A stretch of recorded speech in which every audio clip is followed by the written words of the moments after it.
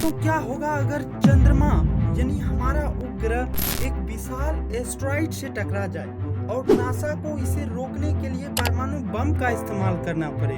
हाँ, आपने सही सुना, परमाणु बम।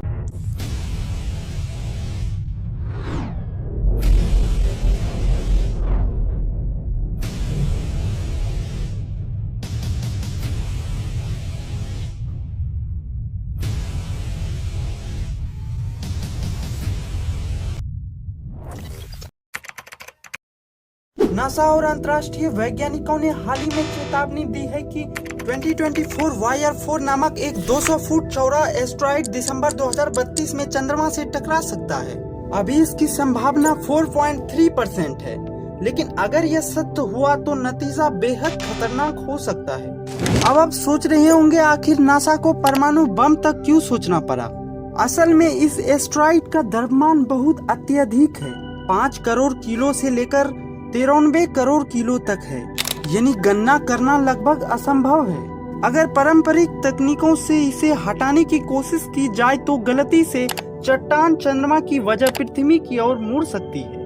रिसर्चर ने एडवाइस दिया कि 2029 से 2031 के बीच एक न्यूक्लियर डिकमिशनिंग मिशन लॉन्च किया जा सकता है। इस मिशन में 1 मेगाटन परमाणु उपकरण हिरोशिमा पर गिराया गया बम से 5 गुना ज्यादा शक्तिशाली होगा।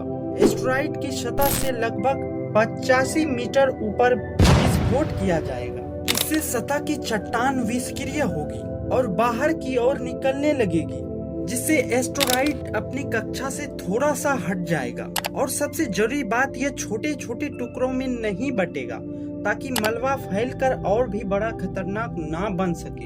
ये तो हमने आपको रिसर्चर का एडवाइस बताया है।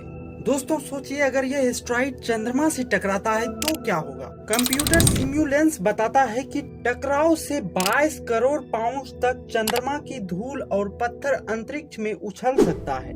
और अगर यह टकराव चंद्रमा की उस हिस्सों पर हुआ जो पृथ्वी की ओर है, तो लगभग 10% मलबा पृथ्वी की ओर गिर सकता है, जिससे हमारी पृथ्वी के कक्षा में मौजूद सैटेलाइट और अंतर्राष्ट्रीय स्टेशन जैसे ISS माइक्रोमीटिओराइड हमलों के खतरों में आ जाएगा। लेकिन यहाँ एक और बड़ी समस्या है। 1967 की आउटर स्पेस ट्रेटी कहती है कि कोई भी देश अंतरिक्ष में परमाणु हथियार नहीं तैनात कर सकता है। और 1963 की पार्सल टेस्ट बैन ट्रेटी अंतरिक्ष में किसी भी तरह की परमाणु विस्फोट को मना करती है। लेकिन विशेषज्ञों का मानना है कि अगर यह स्थिति गंभीर हो गई तो संयुक्त राष्ट्र सुरक्षा परिषद ग्रह रक्षा प्लेनेटरी डिफेंस के नाम पर इस नियम को छूट दे सकता है। इस मिशन को लेकर सबसे बड़ा चैलेंज है टाइम। नासा और पार्टनरशिप एजेंसी के पास केवल 2028 तक का समय है सही जानकारी जुटाने के लिए।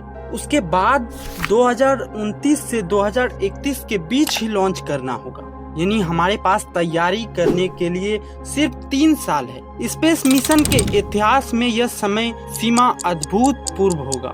दोस्तों, भले ही 4.3% की संभावना हमें छोटी लगी, लेकिन अगर ये घटना सच में घट गई तो इसके नतीजे मानव सभ्यता और अंतरिक्ष कार्यक्रमों पर विनाशकारी हो सकती है।